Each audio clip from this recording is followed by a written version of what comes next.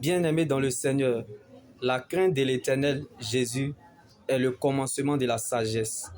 Mais Christ est la fin de la sagesse. C'est parce que tu ne sais pas qui tu es. Sinon, tu allais voir ce problème différemment en ta faveur.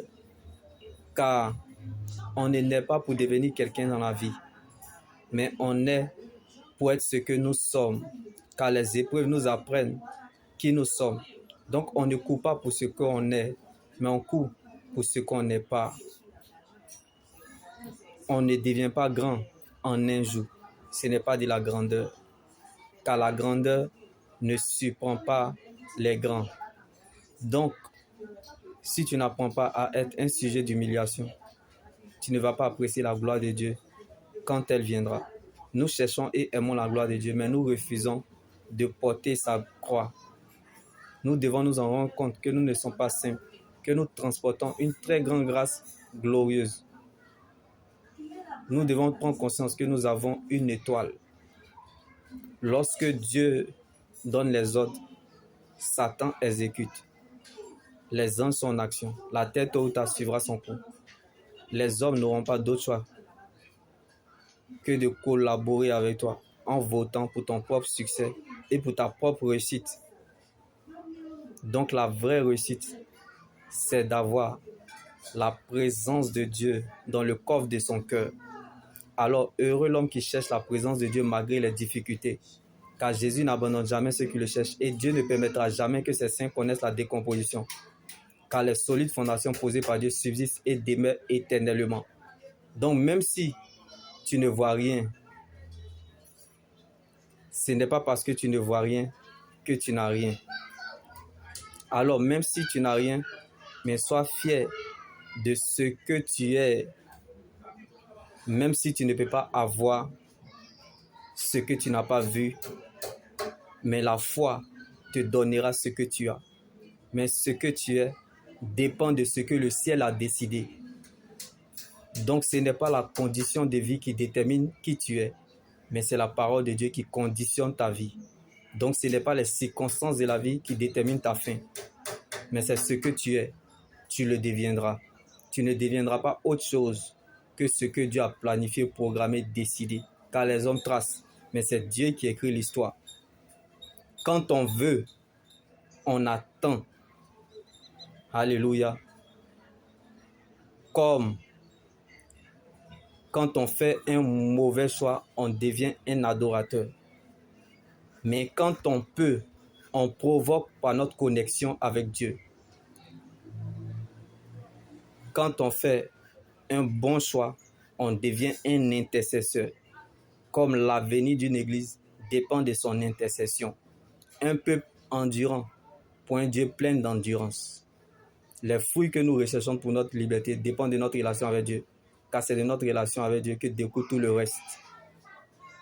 Comme l'avenir du peuple dépend de son obéissance à Dieu.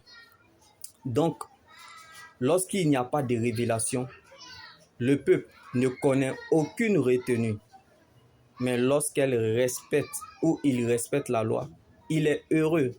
Donc nous, notre bonheur, c'est de nous rapprocher de Dieu. Je ne sais pas si l'espérance en la parole de Dieu fait vivre, mais moi, elle m'empêche de mourir sur la route de la vie éternelle. Je peux tomber trébucher, même les yeux fermés. Mais à cause de la parole de Dieu, je continuerai toujours à avancer vers la direction du ciel, car c'est là ma finalité. Donc la fête changera de camp, car la fin de toute personne sur la terre est le commencement de son éternité. Alors heureux donc celui qui prendra son repas dans le royaume de Dieu. Car la vie avec Jésus est un espoir sans fin. Mais la vie sans Christ est une fin sans espoir.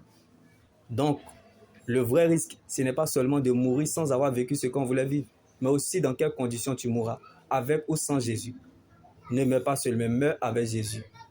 Car ce que nous vivons, c'est le résultat de ce Dieu qui n'est pas à sa place.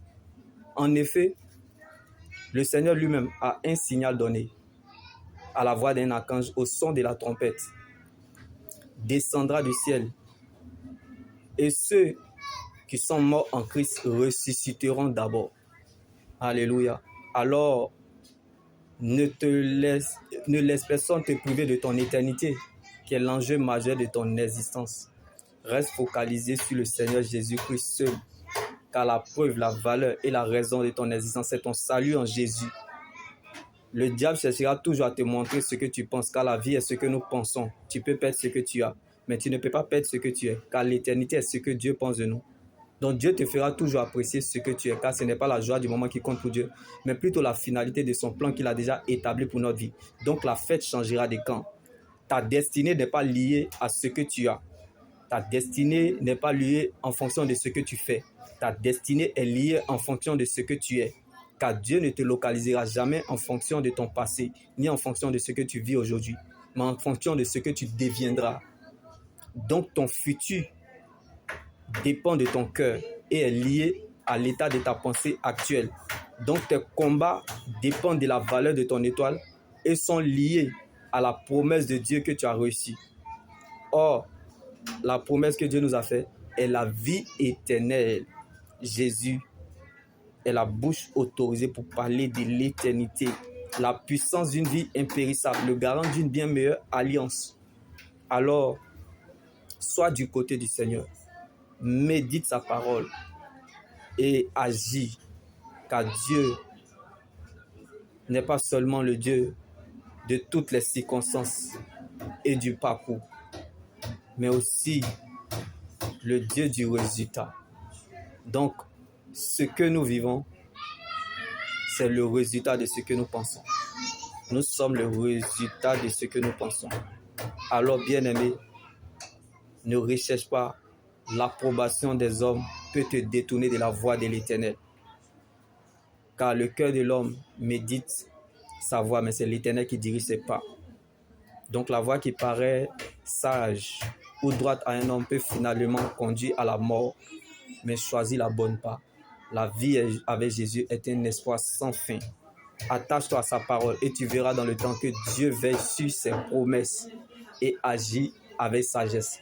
Donc il va réagir, car son silence est la face cachée de l'alliance, n'est pas l'indifférence, mais la différence de sa présence, de son esprit et de son amour dans votre vie.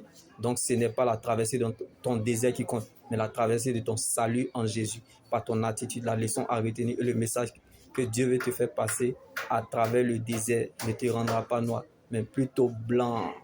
Alléluia. Comme le chameau traverse le désert, il part, il revient, le désert ne le tue pas. Comme l'Éternel notre Dieu en ta faveur, quel que soit le goût de ton désert, il neigira un jour.